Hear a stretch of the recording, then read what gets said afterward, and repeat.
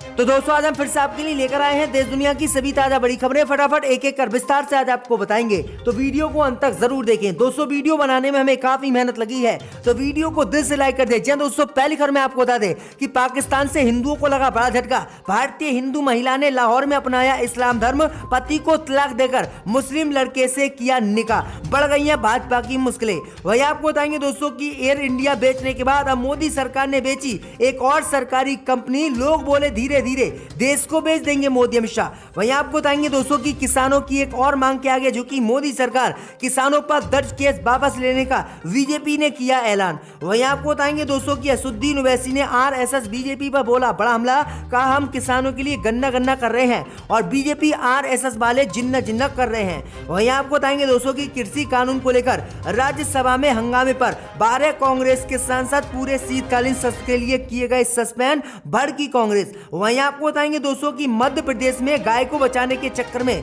2 अंध भक्तों की हुई बुरी तरह से मौत, पलटी गाड़ी। तो दोस्तों सभी खबरों को आपको एक एक कर बताने वाले हैं। वीडियो को लाइक कर चैनल को सब्सक्राइब कर दें और हमें कमेंट में बताएं कि आप किस जिले किस राज्य से हमारी खबरों को देख रहे हैं। इसी बीच में तो दोस्तों अगली खबर की ओर, तो पाकिस्तान से मोदी अमित शाह आरएसएस को लगा बड़ा झटका। भारतीय महिला ने लाहौर में अपनाया इस्लाम धर्म, पति को तलाक देकर प्रेमी से किया निकाह। जी दोस्तों आपको बता दें ये बड़ी खबर सामने निकल कर आई दोस्तों की पाकिस्तान से आरएसएस और मोदी अमित शाह को बड़ा झटका लगा है।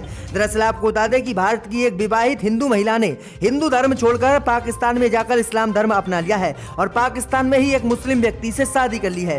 दरअसल आपको बता दें कि कोलकाता की एक हिंदू महिला सिख जत्थे के साथ गुरु नानक देव जी की जयंती मनाने के लिए पाकिस्तान गई थी, जहां उन्होंने हिंदू धर्म छोड़कर इस्लाम धर्म अपना लिया और लाहौर में एक मुस्लिम व्यक्ति से निकाह कर लिया। हालांकि इस्लाम धर्म अपनाने और मोहम्मद इमरान से शादी करने के बावजूद महिला रंजीत कौर पाकिस्तान में नहीं रह सकी। पाकिस्तान की सरकार ने उन्हें 26 नवंबर को भारत वापस भेज दिया। दिलचस्प ये बात है दोस्तों की जब महिला रंजीत कौर ने अपना इस्लाम धर्म में धर्मांतरण किया था तब उनके पति परमदीप सिंह भी मौजूद थे और उनकी मौजूदगी में ही उन्होंने निकाह किया और धर्म बदला। भैया आपको बता दें कि महिला ने बताया है कि वह इमरान से काफी समय से फेसबुक पर बातचीत कर रही थी और फेसबुक पे ही उसकी मोहब्बत इमरान से हुई, जिसके बाद वो जो है पाकिस्तान पहुंची। तो ये बड़ी अपडेट आई दोस्तों।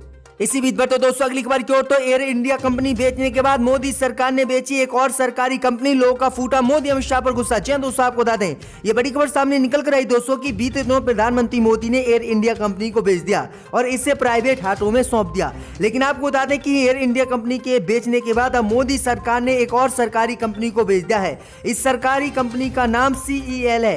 इस CEL कंपनी को मोदी सरकार ने 210 करोड़ रुपए में बेचा है और इसकी घोषणा केंद्र की मोदी सरकार ने सोमवार को की है।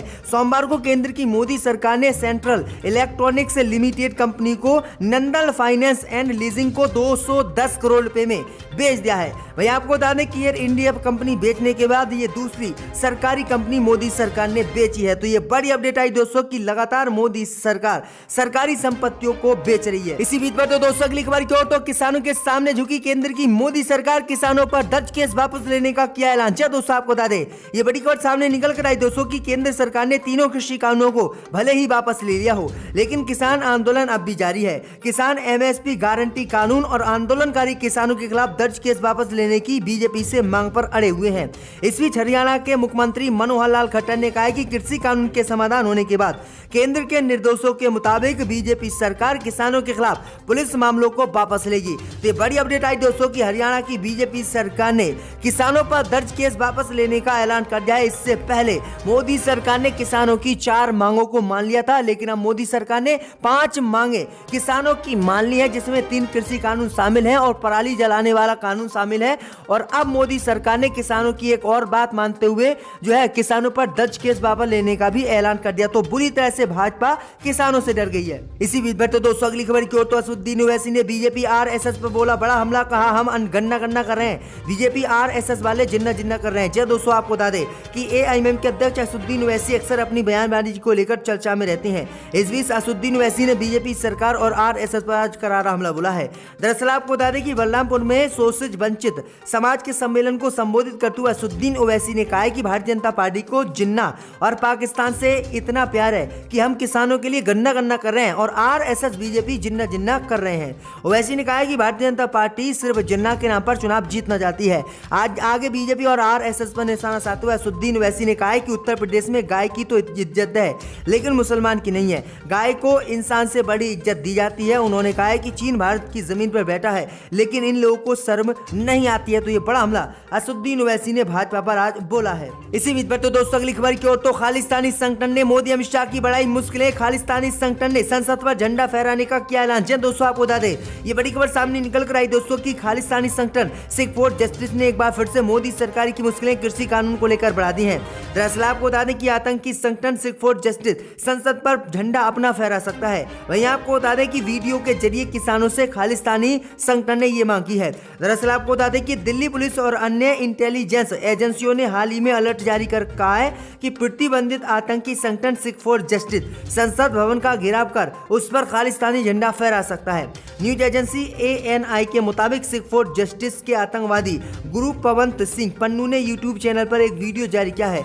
इस वीडियो के जरिए कृषि कानून के विरोध में बैठे किसानों से उन्होंने अपील की है कि वह 29 नवंबर को संसद के शीतकालीन सत्र के दौरान या 30 नवंबर को संसद का घेराव करें और खालिस्तानी झंडा फहरा दे। जिसके बाद भाजपा की मुश्किलें बढ़ गई हैं। खालिस्तानी संगठन ने एक बार फिर से झंडा फहराने का ऐलान किया। इससे पहले लाल किला पर झंडा फहराया गया था। इसी बीच पर तो दोस्तों अगली खबर की ओर तो गाय को बचाने के चक्कर में कुएं में गिरी कार, बजरंग दल और हिंदू जागरण मंच के 2 नेताओं की मौत। जी दोस्तों आपको बता दें कि गाय को बचाने के चक्कर में मध्य प्रदेश में एक दर्दनाक सड़क हादसा हो गया है। यहाँ गाय को बचाने के चक्कर में हिंदू जागरण मंच और बजरंग दल के 2 नेताओं की मौत हो गई है। दरअसल आपको बता दें कि मध्य प्रदेश में ये घटना रायगढ़ में हुई है।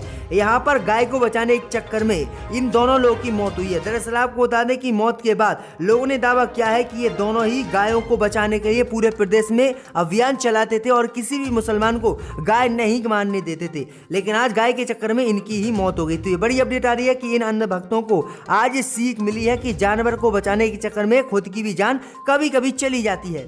इसी बीच पर तो दोस्तों अगली खबर की ओर तो राज्यसभा में हंगामे पर 12 सांसद पूरे शीतकालीन सत्र के लिए हुए सस्पेंड। भड़की कांग्रेस। जी दोस्तों आपको बता दें कि सोमवार से संसद का शीतकालीन सत्र शुरू हो गया। भैया आपको बता दें कि शीतकालीन सत्र के पहले दिन विपक्ष के भारी हंगामे के बीच मोदी सरकार ने तीनों कृषि कानूनों को वापस लिया गया।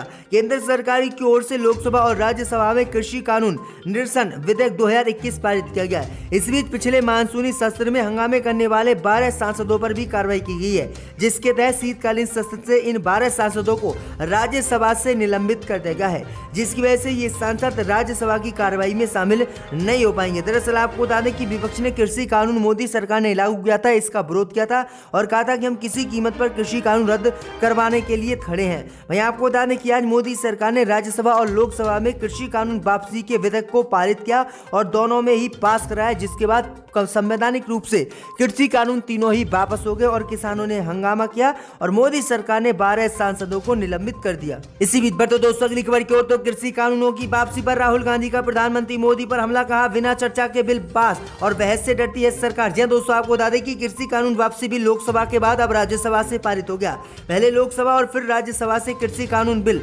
बिना बहस के मोदी सरकार ने वापस लिया।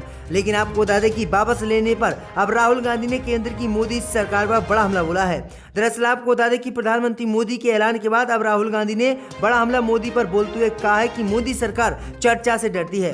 राहुल गांधी ने कहा है कि 700 किसान भाइयों ने जान इस किसान आंदोलन में कृषि कानून को लेकर दी। उनके बारे में चर्चा संसद में होनी थी। चर्चा इस बारे में भी होनी थी कि कानूनों के पीछे कौन सी ताकत थी, ये क्यों बनाए गए। MSP और किसानों को दूसरी समस्या लखीमपुर खीरी और गृह राज्य मंत्री को लेकर चर्चा होनी थी। सरकार ने ये नहीं होने दिया। उनके मुताबिक सरकार थोड़ा भ्रम में है और वह सोचती है कि किसान और मजदूर गरीब उन्हें दबाया जा सकता है। राहुल गांधी ने कहा कि किस तरह से मोदी सरकार बिना चर्चा के कृषि कानून लेकर आई और बिना चर्चा के ही मोदी सरकार ने तीनों कृषि कानूनों को वापस ले लिया। राहुल गांधी ने कहा कि मोदी सरकार ने बहस नहीं की है, इसलिए मोदी सरकार बुरी तरह से किसानों से डरी हुई है। इसी बीच पर तो दोस्तों अगली खबर की ओर तो अनिल अंबानी को RBI ने दिया बड़ा झटका। रिलायंस कैपिटल का बोर्ड सस्पेंड, प्रशासक हुआ नियुक्त। जी दोस्तों आपको बता दें कि उद्योगपति अनिल अंबानी और उनकी कंपनी की मुश्किलें खत्म होने का नाम नहीं ले रही हैं। सोमवार को भारतीय रिजर्व बैंक ने अनिल धीरू भाई अंबानी समूह यानी अडाग ग्रुप को बड़ा झटका दिया है और उसकी financial company Reliance capital limited के बोर्ड को सस्पेंड कर दिया है।